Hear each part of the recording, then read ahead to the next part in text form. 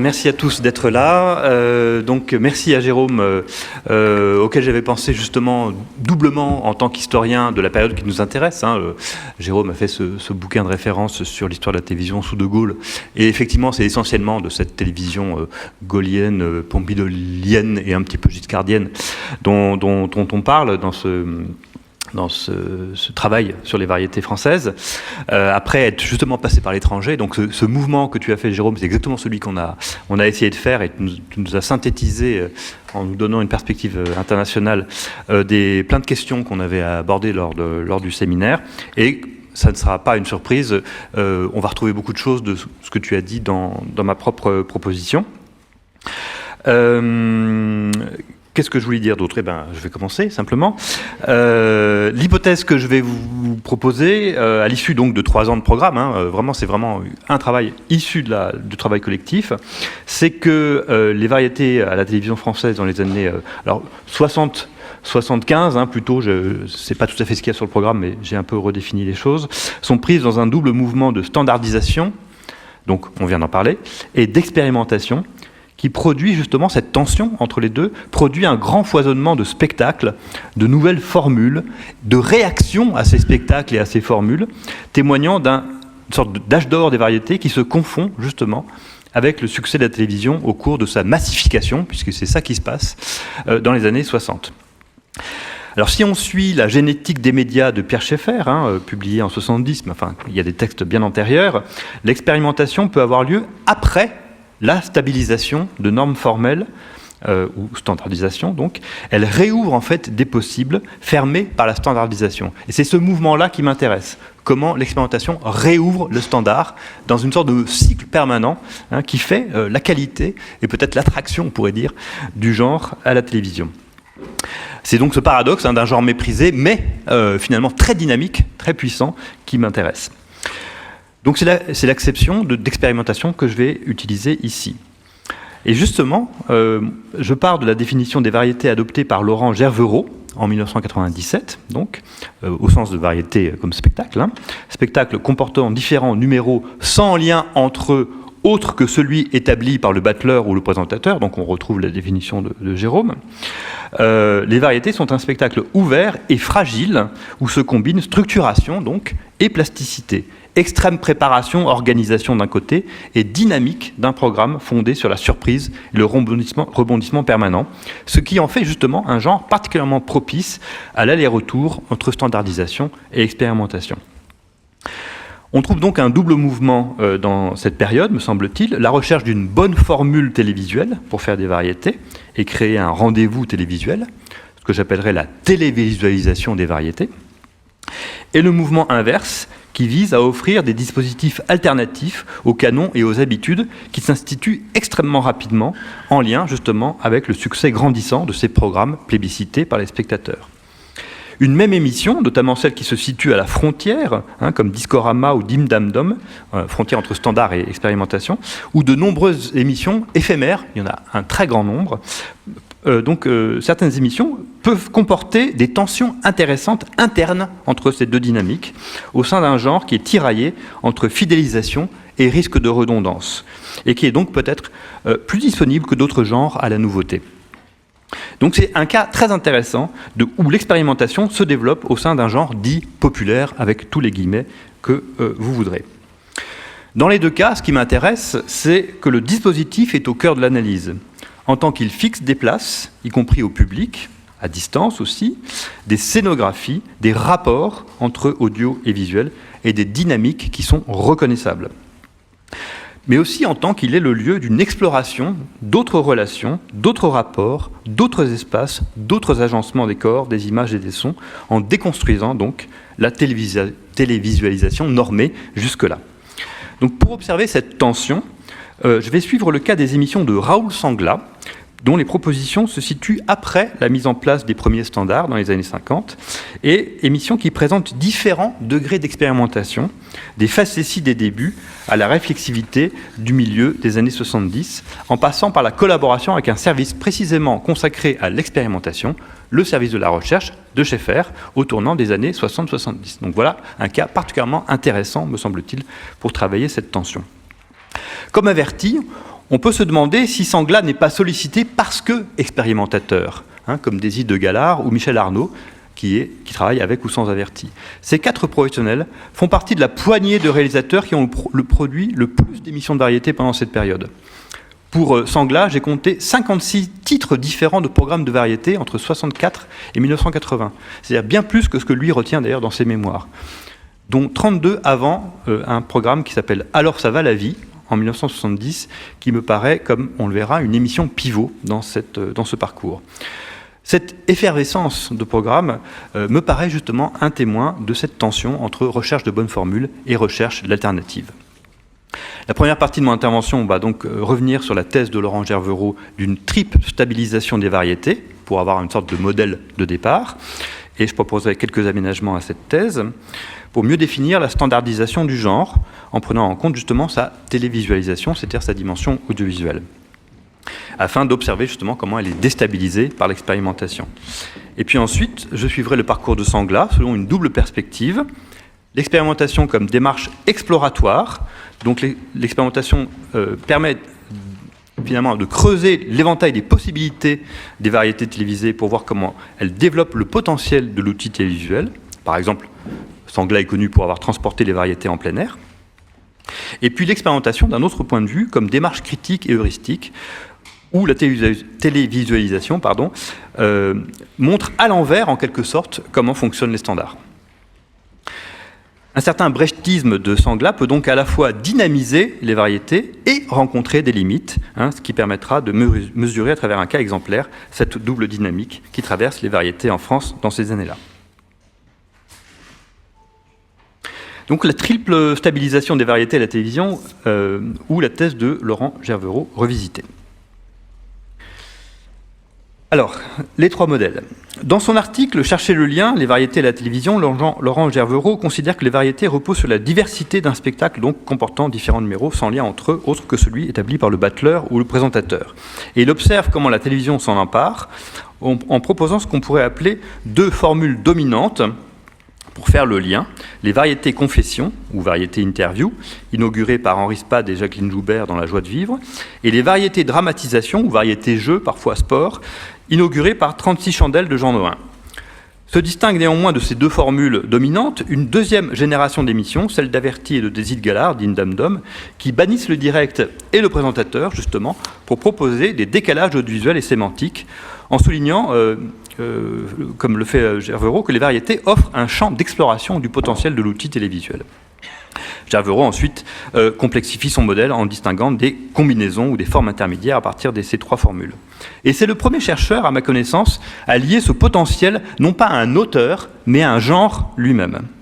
Je propose d'enrichir cette hypothèse en considérant tout d'abord que ce lien avec les spectateurs ordinaires a bien à voir avec le lien social et politique, parce que le lien durable des spectateurs avec les animateurs à travers le temps, on vient d'en parler, que vise le divertissement à travers rires et chansons, peut favoriser, comme l'écrivent Sabine Chalvant et Dominique Pasquier, le déminage de toutes les anxiétés. Donc je dédie aussi cette communication à Dominique Pasquier, qui avait cette capacité à analyser si justement les médias populaires, le rapport de la population aux médias.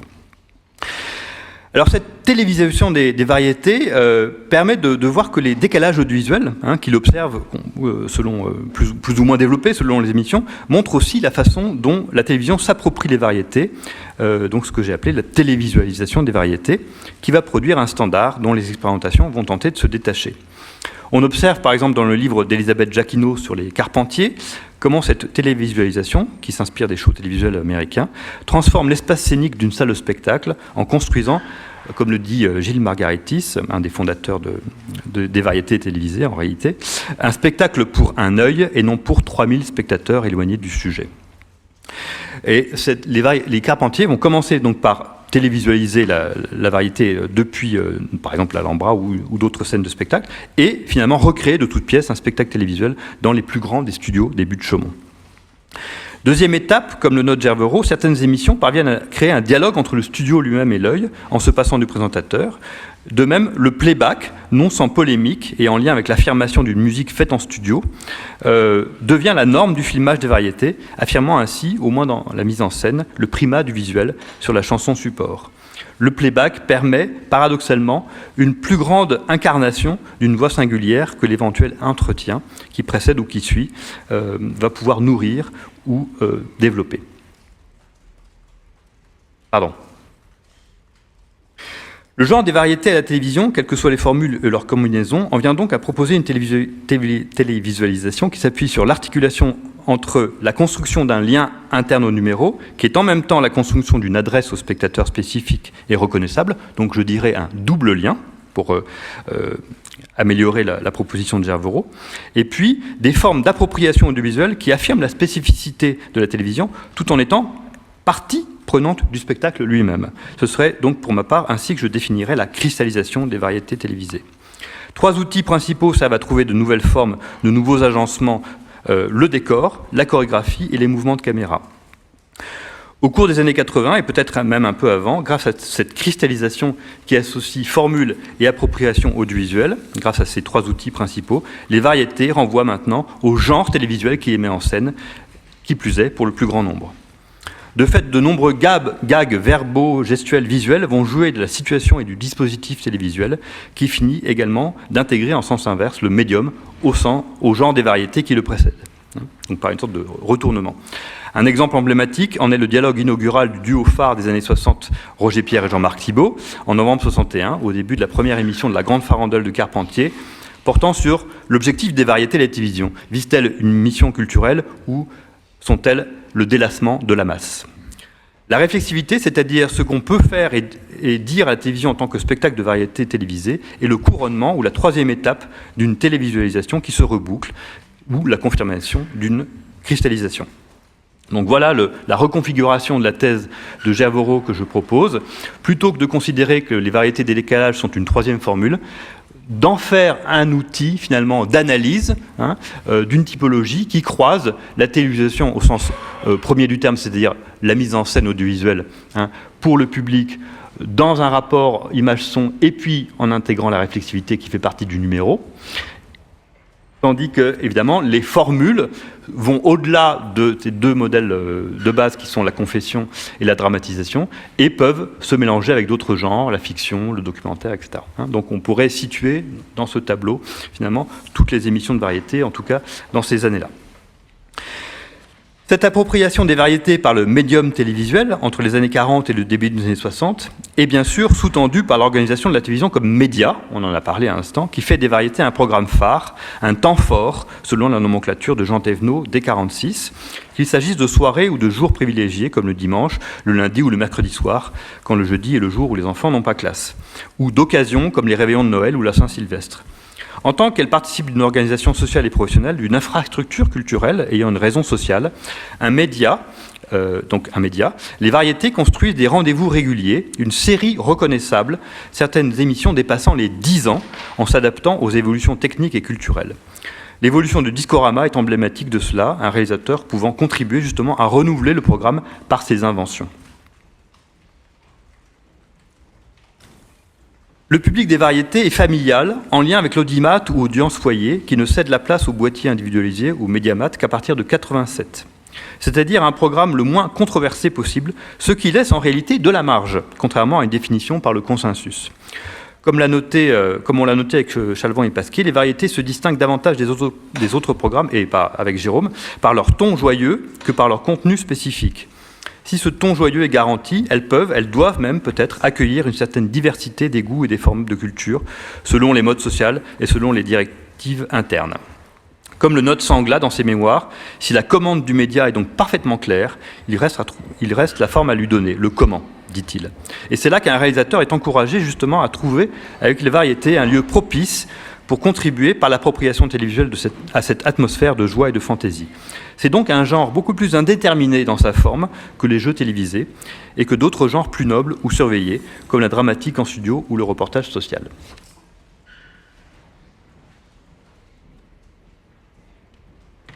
Alors voyons comment Sangla justement s'empare de ce potentiel, de cette ouverture. La première étape, ce sont des facéties, où l'expérimentation permet d'élargir la télévisualisation. Les facéties de Sangla sont vite repérées et encouragées par les professionnels. Réalisateur de Discorama de 64 à 68, dont, dit Siclier, il transforme l'image, on fait vite appel à lui pour lancer de nouvelles formules. Bienvenue avec Guy Béard, Quoi de neuf, Le Nouveau Dimanche, Qui marions-nous, etc. Ou apporter sa touche à des émissions déjà existantes, comme Dim Dam Dom, ou à des soirées électorales, les 2 soirées de la présidentielle de 65 et celle des législatives de 67, où justement il s'agit d'entretenir joyeusement l'attente des résultats en mobilisant jusqu'à une centaine d'artistes. Les récitals de pop musique qu'il retransmet de l'Olympia lui enseignent aussi l'importance de filmer les réactions du public, beaucoup plus franches que dans les galas traditionnels. Même si l'on sent l'influence d'Averti au début, notamment dans Quoi de neuf, sa touche propre consiste premièrement à placer les artistes dans des décors de chantier, à l'extérieur par exemple. Deuxièmement, à montrer sinon le studio de télévision comme un espace de travail, en fuyant l'ornement et l'illustration au profit d'un certain naturel et d'un minimalisme. Troisièmement, avec des échelles et des câbles qui peuvent se transformer en accessoires pour le chanteur ou l'humoriste. Et quatrièmement, ces accessoires ou ces émissions au sein desquelles il peut capter le regard d'un pompier de service sur une star en train de faire son numéro. Donc intégrer finalement l'à côté du studio pour en faire justement un élément de l'attraction. On peut voir un exemple de son style dans la première émission d'Allegro en novembre 66. Donc vous voyez, là on a vraiment une sorte de page blanche, le studio est limité au maximum, on voit les câbles, on voit les micros, on voit les caméras, on est dans le public.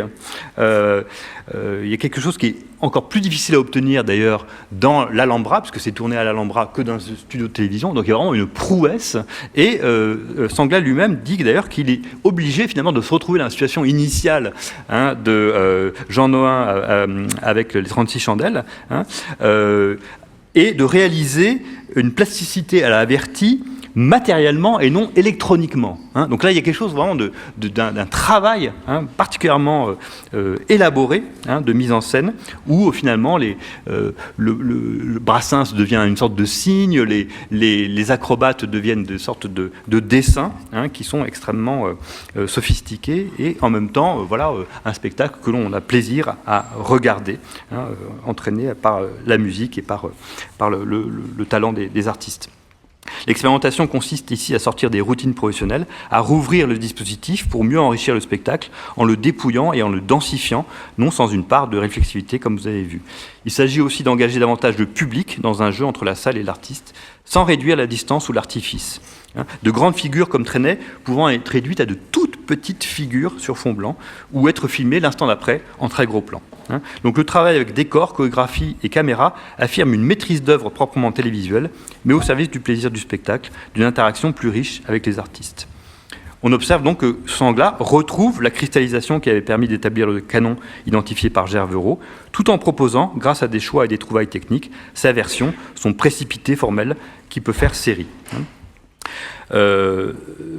Allegro sera simplement interrompu par mai 68. Donc c'est-à-dire qu'il y a quelque chose quand même qui pouvait partir pour longtemps. L'expérimentation suppose aussi un esprit de groupe, et on va retrouver dans les réalisations de Sangla une sorte de troupe récurrente, ce qui permet justement au maître d'œuvre de finalement savoir ce qu'il peut faire avec les différents artistes et talents qui travaillent avec lui. Je vous laisse 2 secondes cette liste parce que je la trouve très intéressante. C'est vraiment des gens qui reviennent tout le temps. Évidemment, les choses se compliquent lorsque Sangla veut affirmer la dimension politique de l'expérimentation, et on revient sur ce que tu disais, Jérôme, tout à l'heure. Il se peut que certaines audaces manquent leur effet, et on souligne alors leur artificialité, tandis que lorsque l'artifice réussit, au contraire, on met ça au crédit de la maîtrise. Et les critiques, très importants à l'époque, ne manquent pas de le souligner. Mais cette inventivité se double à mesure que la reconnaissance de Sangla grandit d'un discours plus explicitement politique qui va entraîner une plus grande radicalité dans l'expérimentation, notamment après mai 68. Dès 67, le Nouveau Dimanche, émission plus décontractée que d'autres, donc des émissions contenitor, pour reprendre le terme de Jérôme, avec des invités moins lisses, propose une rubrique « C'est ça la vie », dont le titre et les variations vont servir de signature politico-esthétique à Sangla. On y voit par exemple le 12 novembre 67 un happening d'1 heure, 12 minutes avec Salvatore Dali, au cours duquel Mao est célébré par une déclaration solennelle du maître, mais dans un débordement pop et surréaliste qui le désamorce du même mouvement. Le réveillon du 24 décembre 68, également intitulé « C'est ça la vie » avec le sous-titre « Le pique-nique », montre l'équipe de Sangla, donc ces personnes que je viens de nommer, à l'œuvre dans un studio pour fabriquer une émission de variété avec Higelin, complice fétiche en réalisateur. Elle est considérée, cette émission, comme anarchiste, et l'expérience n'est pas renouvelée. Sangla, président du comité de grève en 68, mais qui a échappé à la purge, y voit rétrospectivement son seul acte 68 heures à l'antenne. La dimension politique de l'expérimentation, pour s'affirmer, doit donc se déplacer un peu, et c'est le moment où, après un essai étonnant dans les salines d'Arcansenant, un oratorio-reportage, où les danseurs de Goliard et la musique de Michel Magne cohabitent avec des entretiens avec Henri Lefebvre, Abraham Mols et un partisan de l'architecture insurrectionnelle, Sangla collabore avec le service de la recherche de l'ERTF, donc espace à part et explicitement dédié à l'expérimentation. Le service de la recherche développe à cette époque-là une recherche de programme qui est sa contribution au renouvellement de ceux-ci au sein de l'ORTF dans tous les genres, du dessin animé au jeu en passant par le documentaire et les émissions musicales. Les variétés que Schaeffer, son directeur pratique en tant qu'artiste depuis longtemps, font partie des genres à renouveler. Et c'est le programme Alors ça va la vie de Sangla, dont la première émission est produite en 69 et diffusée en octobre 70, qui est mentionné comme production exemplaire de ces tentatives dans un film promotionnel du service de la recherche en 1971, intitulé « 200 films d'arrêt d'essai ». Voilà, c'est ce très court extrait, en fait, 17 secondes, qui m'a mis sur la piste, justement, de la collaboration entre Sangla et le service de la recherche pour mes travaux sur le service de la recherche, mais aussi sur la piste du lien entre télévisualisation et expérimentation pour notre programme sur les variétés. Et paradoxalement, l'émission est manquante pour l'instant dans les archives de l'INATEC, donc je n'ai que cet extrait. Il y a aussi un témoignage de Sangla, des résumés du service de la recherche et de l'INA, des comptes rendus dans la presse. Donc l'enquête suit son cours et peut-être qu'un jour je trouverai cette émission. Il y a cependant une deuxième émission éponyme qui est, elle, disponible, et on voit en tout cas déjà que Sangla prend très au sérieux ce qui était précisément latent dans ses mises en scène préalables, à savoir le lien social avec le public qu'on a pointé plus haut. Voilà la description dans la notice du catalogue du service de la recherche. Le service de la recherche considère que Sangla renouvelle le genre. Sortir de leur cadre figé les émissions de variété, telle est l'ambition de Raoul Sangla et de tous les participants à ce spectacle. Le cadre choisi, le marché d'Aguerre, était déjà en lui-même un lieu riche en possibilités cinématographiques. Auteurs, comédiens, musiciens, interprètes et danseurs ont décidé de ne pas le considérer comme un décor de studio. Le spectacle est fait avec les commerçants. Cette tornade de gaieté et de musique qui a fondu soudain sur eux, ils l'acceptent de bon cœur. Ils dialoguent, chantent et dansent avec ceux qui sont venus, pour un temps, changer leur vie. De très belles images en couleur rappellent par certains côtés les parapluies de Cherbourg. La poésie du quotidien y est ainsi conciliée avec le talent d'artiste à la fois brillant et émouvant. Dans le bulletin de presse de l'ERTF, Sangla précise ses intentions. La variété spectacle ne doit pas rester un genre passif, un simple catalogue discographique. Alors ça va la vie marque l'intention de donner de la variété, musique, chansons, danse, texte, objet du rêve commun, une intention encore inexploitée dans le sens de la communication. Il faut compter sur le déplacement du rêve dans la rue qui change la rue. Chanter dans la rue ? Il faut compter sur le dialogue qui s'ouvrira, le dialogue et non l'interview, ou toujours le même questionnaire et la même réponse. On voit que le ton est plus polémique et implicitement plus politique, par exemple à travers la réflexion sur la difficulté à porter certaines questions, ou le rêve commun qui donne peut-être un sens plus précis à l'idée de changer la vie. La nouveauté de la proposition remet donc explicitement en cause l'une des formules devenues canoniques, celle des variétés interviews, et s'inscrit dans le projet du service de la recherche de l'art comme moyen de connaissance, et au sein de sa réflexion sur ce que peuvent et dévoilent les médias de la communication humaine. Le service de la recherche, qui avait envisagé dès 1960 d'autres pistes davantage liées à la collaboration entre recherche plastique et humour, ou chansons sous la forme de sketch ou de court-métrage, va tirer deux pistes de cette collaboration avec Sangla. L'une, dans le cadre d'un séminaire initiation, destiné aux étudiants de sociologie, vise à leur faire une enquête de réception de l'émission pendant l'année 1970, donc avant la diffusion de l'émission qui intervient en octobre 1970, pour savoir comment les spectateurs envisagent ce renouvellement du genre des variétés. Et dans un enregistrement, Schaeffer suggère de réfléchir plus frontalement sur le mélange des genres en donnant à comparer des fragments significatifs d'Alors ça va la vie à des fragments d'autres émissions de variété ou de reportages sans mélange, pour susciter justement la discussion chez les spectateurs sur ce qui est proprement en jeu. L'autre piste, c'est une émission intitulée La Fête, rue de la Glacière, diffusée en octobre 72, et qui reprend là aussi un titre signature de Sangla, mais sans sa participation, qui consiste à apporter des variétés au domicile, sans écran en quelque sorte, tout en fabriquant un moment de télévision enjoué. Le pari étant que voir du lien se créer à son tour du lien entre une certaine télévision et les spectateurs ayant une certaine aspiration de ce à quoi elle pourrait ressembler en devenant un agent de liaison sociale. Cette rencontre entre Sangla et le service de la recherche n'est pas fortuite, on le comprend. Du point de vue de l'ERTF, les cases expérimentales du service de la recherche ne remettent pas en cause l'équilibre des programmes et permettent un sas d'expression plus ou moins critique et politique à travers sciences humaines et philosophie. Inversement, l'approche schaefferienne de l'expérimentation, comme retour critique sur la standardisation, et donc comme exploration pionnière des techniques au début d'une nouvelle forme d'expression, coïncide parfaitement avec l'existence d'un genre qui a trouvé son équilibre télévisuel, même évolutif, et avec la démarche d'un Sangla expérimentateur expérimenté, à la fois du médium et observateur critique du média. Sangla donc réalise un autre « Alors ça va la vie » pour le service de la recherche, cette fois tourné à Bagneux, qui sera diffusé en avril 72, pour témoigner justement de la vie de la banlieue. Et en voici les dernières minutes avant le générique de fin. Voilà. Donc là, on a le projet de Sangla, finalement, d'enchanter la vie, en quelque sorte.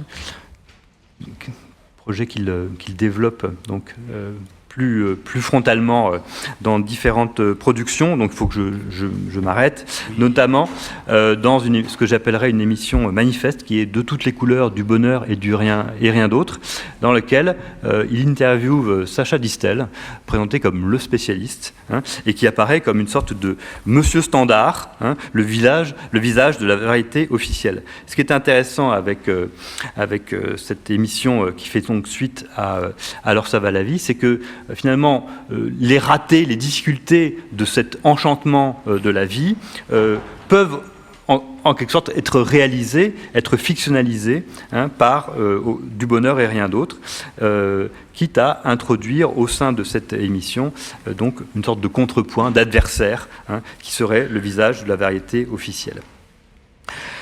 Sangla défend de façon développée entre 70 et 72 son approche dans la presse, après Alors ça va la vie, qui paraît comme une émission tournant, puisque justement il en vient à expliciter finalement son projet politique. Voilà un exemple ici de cette prise de parole. Alors, quelques conclusions, pardon, j'ai bousculé la fin de mon intervention. Il me semble que le cas Sangla montre comment les variétés télévisées se nourrissent de leurs propres limites, afin de fournir un spectacle toujours plus surprenant.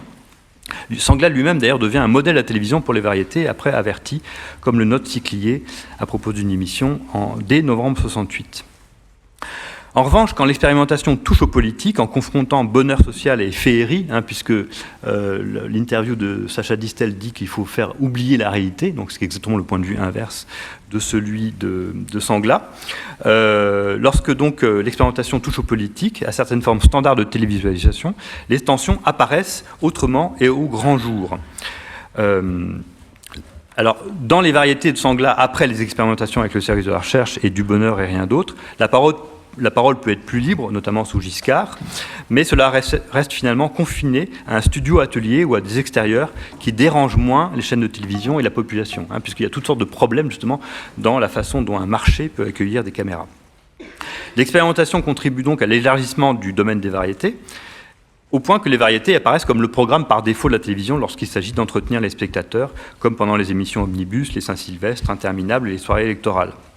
On pourrait dire, d'un certain point de vue, que les variétés servent de couverture à un discours politique de Sangla, mais il ne faudrait pas non plus surestimer la charge politique des premières facéties de Sangla, ce qu'on pourrait faire si on s'en tenait à une sorte de politique des auteurs de télévision en essayant de saisir le positionnement politico-esthétique brechtien de Sangla.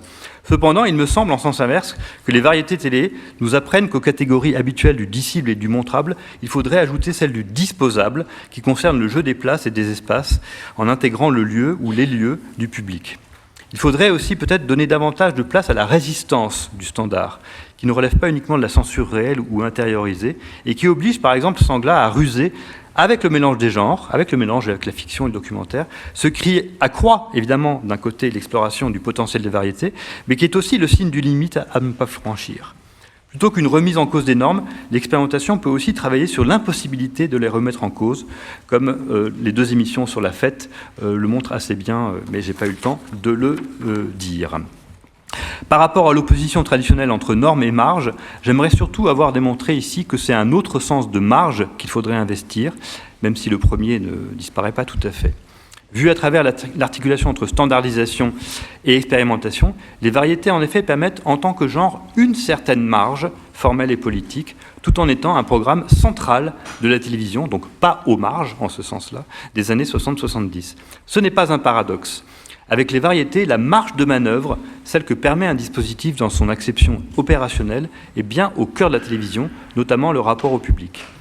La question de l'expérimentation se joue donc aussi autour de la spécificité médiatique de ce genre, c'est-à-dire son écart propre par rapport à la programmation générale. Sa légèreté peut desservir un discours politique sérieux, mais elle permet plus qu'un autre une certaine licence. Même si l'on met à part ces thématiques à potentiel carnavalesque, la porosité du genre des variétés télé, son indétermination formelle et sa réflexivité native, qui en vient donc à englober le médium télévisuel lui-même, font des variétés télévisées ce que j'ai envie d'appeler un genre funambule, à la fois au bord du politique et au centre de la culture. Voilà, je vous remercie. Et pardon pour le caractère un peu bousculé de la fin. Merci Guillaume. Je ne t'ai pas présenté, du coup tout à l'heure, on se connaît bien et du coup j'ai oublié de dire que tu es professeur à la Sorbonne Nouvelle en histoire et esthétique des médias et de l'audiovisuel, disons. Ça va. Alors, vu que tu as toi-même mangé le temps de tes propres questions, eh bien il y aura peut-être une question si jamais quelqu'un souhaite prendre la parole tout de suite. Mais sinon, vu qu'on est déjà en retard, on va passer tout de suite à Laurent Guido. Mais est-ce qu'éventuellement, il y a quelqu'un qui veut poser une question on pourra en prendre qu'une.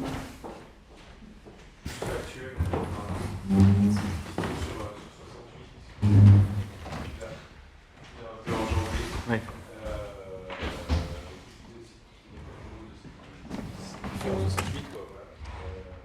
Donc, comme je le disais, il est président du comité de grève de l'ORTF, joue un peu le rôle de secrétaire général. Et ce qui est intéressant, c'est que il pourrait être exclu, l'ORTF, mais Eliane de Victor, justement, dont on a parlé tout à l'heure, le récupère un petit peu à la dernière minute pour son émission L'invité du dimanche, et il va justement consacrer une émission à Pierre Schaeffer. Donc, il y a quelque chose là qui se noue dans un déplacement de la militance politique à, on va dire, une militance intégrée dans l'expérimentation, qui me paraît très intéressante, qui est à la fois préparée par ce qu'il y a avant, mais qui est en même temps un déplacement, un petit jeu d'écart, mais qui en même temps, et ça j'ai pas eu le temps de le dire, va légitimer Sangla en tant qu'expérimentateur, d'où toutes ces interviews qui ont lieu dans les années 70, après Alors ça va à la vie, qu'il a fait avec le service de la recherche.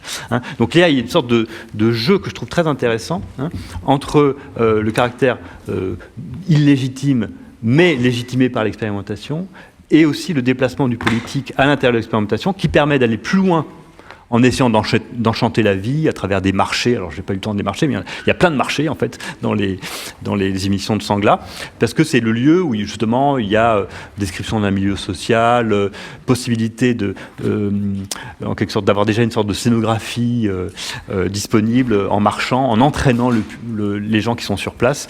Bon, et il y a une sorte de rêve qui serait que le plan séquence qui commence dans le marché, ou qui commence là dans l'ascenseur, se poursuive dans la vie, se poursuive peut-être sous forme d'une manifestation, par exemple. Donc voilà. Donc c'est ça que j'ai trouvé intéressant dans l'approche de Sangla, avec toute la réflexion sur la fête, le renversement carnavalesque. Bon, j'ai pas eu le temps d'en parler. Là, vous voyez l'électricien de l'ORTF qui juge négativement un programme d'Averti à l'intérieur d'un programme de Sangla. Et puis Trenet qui travaille. Et puis la fête là qui se passe à Dunkerque, où la même personne a un masque et en même temps ensuite un masque de chantier dans le plan d'après. Dans une transition. Bon, donc tous ces jeux-là que Sangla essaye de faire, c'est permis par la variété, c'est permis par la souplesse de la variété, par le besoin de la variété de se renouveler, et en même temps, évidemment, ça peut toucher des limites qui sont liées aux politiques dont j'ai parlé. Donc voilà, l'expérimentation développe la variété, et en même temps, quand elle touche la dimension que j'ai appelée de média, c'est-à-dire, on pourrait dire l'idéologie du divertissement, pour le dire rapidement, et la standardisation de cette idéologie, et ben, du coup, on rencontre des limites, et donc il faut ruser, il faut trouver d'autres solutions.